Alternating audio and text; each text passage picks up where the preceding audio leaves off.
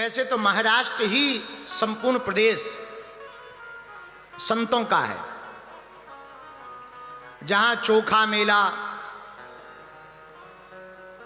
गाडगे जी महाराज, स्वामी समर्थ रामदास जी महाराज, जगत गुरु संत श्री तुकाराम जी महाराज, संत श्री ज्ञानेश्वर महाराज, संत श्री नामदेव जी महाराज, परम भक्तिमती माता जनाबाई, परम भक्तिमती माता कर्माबाई, ऐसे ऐसे दिव्य संतों का प्रादुर्भाव होया हो। और तो ठीक है, छत्रपति वीर शिवाजी महाराज के पूज्य गुरुदेव स्वामी श्री समर्थ रामदास जी महाराज। हमने एक पुस्तक लिखी अभी कुछ दिन पहले एकांतवास में, मल्टी टैलेंटेड हनुमान। तो उस मल्टी टैलेंटेड हनुमान में हमारे गुरुजी ने अंतर्मन में हमें प्रेरणा दी। तो उसमें हमने लिखा, भगवान को, बाला हनुमान जी को कलयुग में किसने किसने पाया, कैसे कैसे पाया और आप कैसे पा सकते हो। तो पहला जो प्रश्न है कि श्री हनुमान जी को कलयुग में किसने किसने पाया, उनमें एक संत परम पूज्य स्वामी समर्थ रामदास जी हैं, छत्रपति वीर शिवाजी महाराज के गुरुजी, जिन्होंने हनुमान जी का साक्षात दर्शन पाया और हनुमान जी की ही प्रेरणा से छत्रपति वीर शिवाजी को हिंदवी स्वराज्य की स्थापना का संकल्प दिलवाया। हाँ, हमने उस किताब में लिखा है, गुरुदेव भगवान ने लिखवाया। तो महाराष्ट्र तो वैसे ही संतों की भूमि है, ऊपर से सन्यासी बाबा की कृपा। अब जब कल यहाँ दरबार लगेगा रात को, तब पता लगेगा कि यहाँ अर्जी बंधेंगी, क्या क्या होगा। वो तो कल ही सन्यासी बाबा घोषणा करवाएंगे कि यहाँ पर क्या क्या होगा भविष्य में, ये कल घोषणा होगी।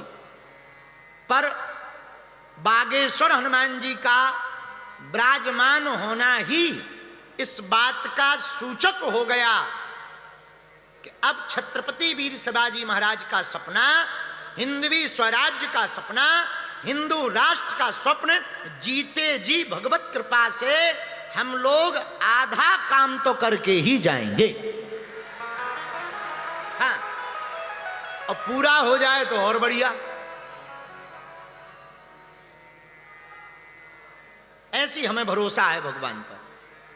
तो आज रामनवमी है और 6 बजे की चूंकि हमने घोषणा कर दी थी कि हम 6 साढ़े 6 बजे आ जाएंगे, तो हमको पता लगा कि आप लोग बहुत देर से विराजमान हो।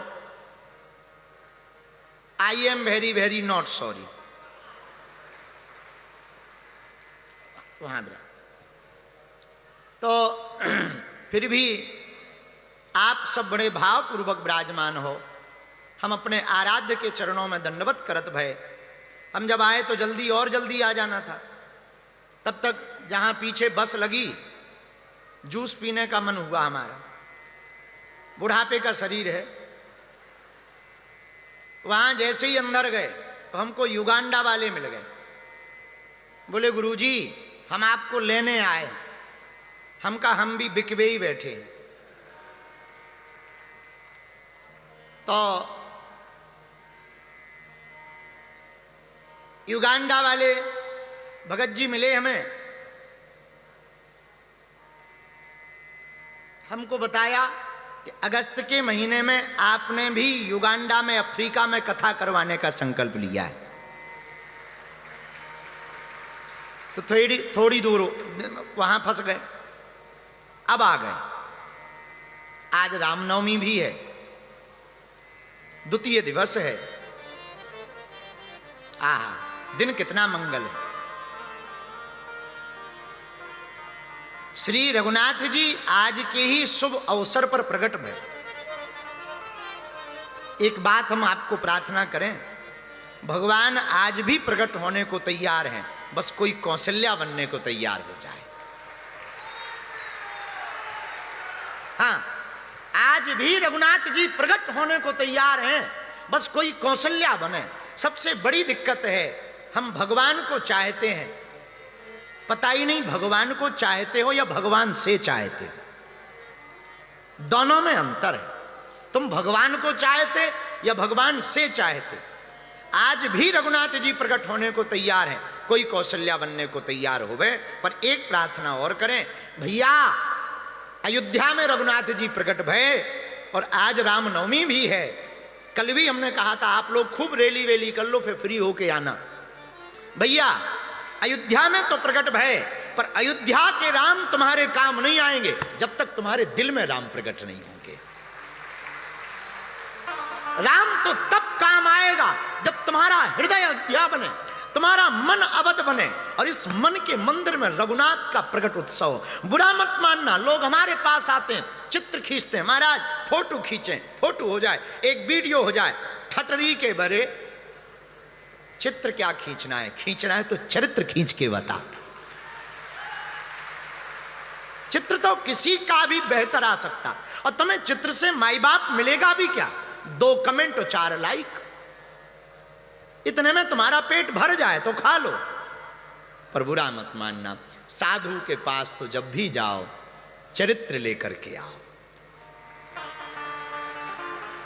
रामायण के राम प्रकट भय, अयोध्या में राम प्रकट भय। नवमी तिथि मधुमास पुनीता, नवमी तिथि को भगवान प्रकट भय। मध्य दिवस अति शीत न घामा, मध्य में प्रकट भय। ब्रह्म की एक बहुत खासियत है, हमें कभी कभी कवि बिंदु बहुत प्यारे लगते हैं। गोस्वामी श्री बिंदु जी बहुत प्यारी बात कहते हैं, दास रघुनाथ का नंद सुत का सखा, कुछ इधर भी रहा कुछ उधर भी रहा।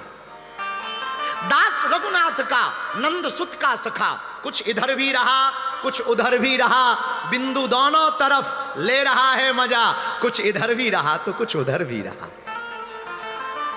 मेरे पागलों, ब्रह्म की एक बहुत प्यारी बात है। हमारे रघुनाथ जी जब प्रकट भये तो मध्य दिवस अति शीत न घामा, मध्य में प्रकट भये 12 बजे दोपहर में।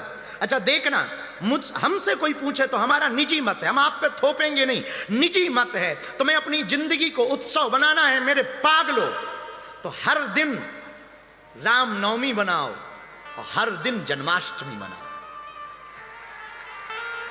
और कोई हमसे पूछे कि हाउ कैन पॉसिबल, संभव है दिन के 12 बजे तो रामनवमी मना लो और रात के 12 बजे तो कृष्ण जन्माष्टमी बना लो।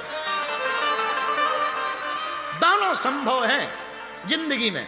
और याद रखना, हमने बहुत पहले कहा था, फिर दोहराते हैं, मंगल ग्रह पे जीवन है या नहीं, तुम्हारे जीवन में मंगल है या नहीं, ये जरूर विचार करना।